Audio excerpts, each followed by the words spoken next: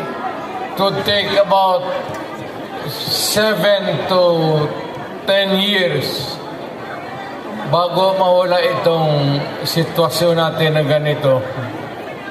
But in the meantime, that we are not really ready economically to provide opportunities, trabaho para sa lahat, then I said, napipilitan tayo dito maghanap ng trabaho para sa ating mga pamilya. Kaya ako ngayon dito, this is not the first time that I have kaharap ko kayo. Tanggapin na lang natin kung ano ang nasa palad natin at magdasal tayo na yung pagod ninyo ngayon dito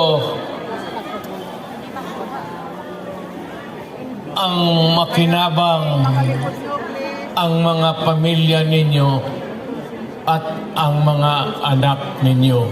Mabuhay kayong OFW. Kaya yung lahat ng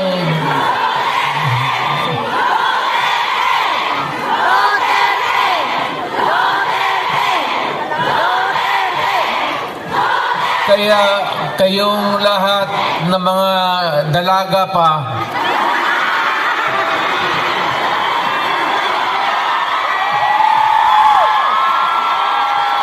ilan ba kayo?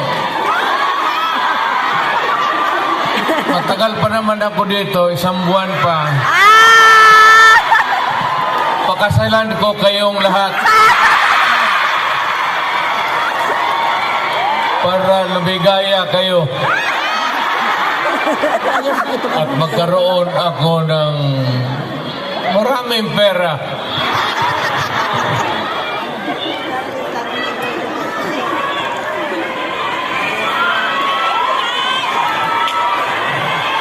You know, hindi lang ito sabihin ninyo, hindi ako nagbubula ha. Yung mga taga rito na tumanda na nung nakilala yung pamilya na. Yung matanda na, yung may karanasan sa Davao noon, alam ninyo yan na ang sitwasyon